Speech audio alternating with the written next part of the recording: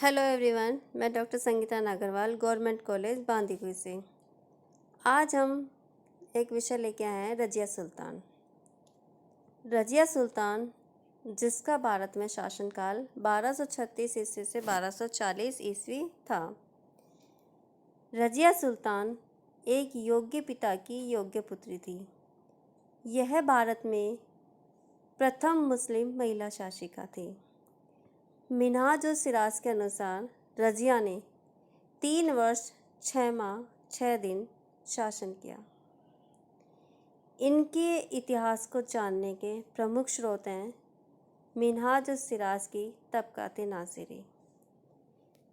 इसके बारे में हमने पिछले वीडियो में बताया था कि मिन्हाज-उस-सिराज इल्तुतमिश का दरबारी लेखक था। दूसरी जानकारी का स्रोत है इनका ज़ियाउद्दीन बरनी की तारीख़-ए-फ़िरोज़शाही। रज़िया के पिता शमशुद्दीन इल्तुतमिश थे और माता तुर्कान खातून, जिनको कुतुब बेगम के नाम से भी जाना जाता है। रज़िया का जन्म 1205 ईस्वी में बदायूं में हुआ था।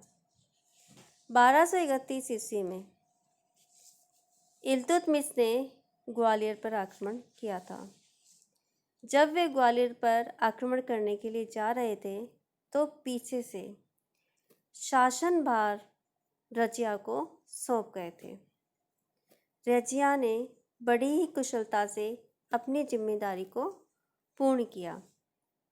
जब इल्तुतमिश वापस आए तो उन्होंने रज़िया की शासन कुशलता को देखा। उन्होंने 1231 में ही एक संस्मारक मुद्रा का प्रचलन किया था और इस मुद्रा पर इल्तुतमिश ने रज़िया का नाम लिखवाया था। संस्मारक मुद्रा वो होती थी जो किसी विशेष अवसर पर जारी की जाती थी। जब इल्तुतमिश ने रज़िया का नाम संस्मारक मुद्रा पर लिखवाया तो तुर्क अमीरों ने इल्तुतमिश से कहा कि इसका मतलब है कि आपने रज़िया को अपना उत्तराधिकारी बना दिया है। जवाब में इल्तुतमिश ने कहा, मेरे पुत्र भोग विलास में डूबे हुए हैं, कोई भी शासन करने योग्य नहीं है, वे इस राज्य का शासन नहीं चला सकते। मेरी मृत्यु के उपरांत तुम्हें याद हो जाएगा कि रज़िया के शासन के समान कोई शासन नहीं कर सकेगा। इसके बाद देखिए, इसका यही मतलब था कि इल्तुतमिश ने रज़िया की प्रशासनिक कुशलता को देखते हुए उसने अपने शासनकाल में ही रज़िया को अपना उत्तराधिकारी घोषित कर दिया था। Professor KM. निजामी के अनुसार इस बात से इनकार नहीं किया जा सकता कि रज़िया इल्तुतमिश के उत्तराधिकारियों में सबसे श्रेष्ठ थी। 1236 ईस्वी में इल्तुतमिश की मृत्यु हो गई। उसकी मृत्यु के पश्चात लगभग 30 वर्ष तक दिल्ली पर या दिल्ली सल्तनत पर उसके वंशजों ने शासन किया। लेकिन 1236 से 1266 का समय सत्ता या सुल्तान और तुर्क अमीरों के मध्य संघर्ष का समय रहा। इल्तुतमिश के बाद तुर्क अमीर वो जिनका गठन इल्तुतमिश ने चालीसा के रूप में किया था। तो इल्तुतमिश के बाद शासन सत्ता तुर्क अमीरों के हाथों में चली गई। तुर्क अमीर व सुल्तान में सत्ता का संघर्ष आरंभ हो गया और ये सत्ता का संघर्ष चला 1236 से 1266 ईस्वी तक। विजय तुर्क अमीरों की रही, वही सुल्तान निर्माता रहे। साम्राज्य के महत्वपूर्ण पदों व इक्ताओं पर इन्हीं तुर्क अमीरों का अधिकार था। सुल्तान केवल नाम मात्र का शासक था। तुर्क अमीर सुल्तान निर्माता थे। तुर्क अमीरों ने अपने में से किसी को सुल्तान नहीं बनाया, क्योंकि वे अपने को एक दूसरे के बराबर मानते थे। कोई एक दूसरे से श्रेष्ठ नहीं था। इसलिए तुर्क अमीरों ने इल्तुतमिश के पुत्रों को ही सुल्तान बनाया। ये अमीर एक दूसरे से ईर्ष्या करते थे। केवल और केवल दूसरी जाति के अमीर दल की शक्ति के भय से वे संगठित थे। तो संक्षेप में हम बोल सकते हैं कि 1236 से 1266 का काल दिल्ली सल्तनत के इतिहास में कुचक्रों, षड्यंत्रों, हत्याओं और विद्रोह का काल था। देखिए, हम यहाँ पहले चर्चा कर चुके हैं कि इल्तुतमिश ने अपने शासनकाल के दौरानी रजिया को अपना उत्तराधिकारी घोषित कर दिया था। इल्तुतमिश के समय रजिया को उत्तराधिकार के रूप में तुर्क अमीरों ने स्वीकृति दे दी थी, लेकिन इल्तुतमिश की मृत्यु के बाद उन्होंने रजिया को सुल्तान मानने से इनकार कर दिया और 1236 ईस्वी में उन्होंने रुकनुद्दीन फिरोज शाह को इल्तुतमिश के उत्तराधिकारी के रूप में सल्तनत की गद्दी पर बिठाया। यह इल्तुतमिश के जीवित पुत्रों में सबसे बड़ा था और शाह तुर्कान व इल्तुतमिश का पुत्र था। रुकनुद्दीन बहुत ही विलासप्रिय और अयोग्य शासक था। गद्दी पर बैठते ही उसने अपना समय भोग विलास और आमोद प्रमोद में बर्बाद किया। सत्ता की बागडोर उसकी माँ शाह तुर्कान के हाथों में आ गई। शाह तुर्कान, जो इल्तुतमिश की बेगम होने से पहले एक दासी थी और इल्तुतमिश की बेगम होने के बाद वह अत्यधिक महत्वाकांक्षी और क्रूर बन गई और उसने शासन सत्ता हाथ में आते ही सभी अमीरों से प्रतिशोध लेना शुरू कर दिया। वो अमीर जिन्होंने युवा अवस्था में उसका अपमान किया था। मिन्हाज और सिराज के अनुसार शाह तुर्कान ने इल्तुतमिश की अन्य बेगमों एवं उनके पुत्रों के प्रति भी बहुत ही अत्याचारपूर्ण रवैया अख्तियार किया। कई अमीरों को उसने मौत के घाट उतार दिया। शाह तुर्कान के रवैये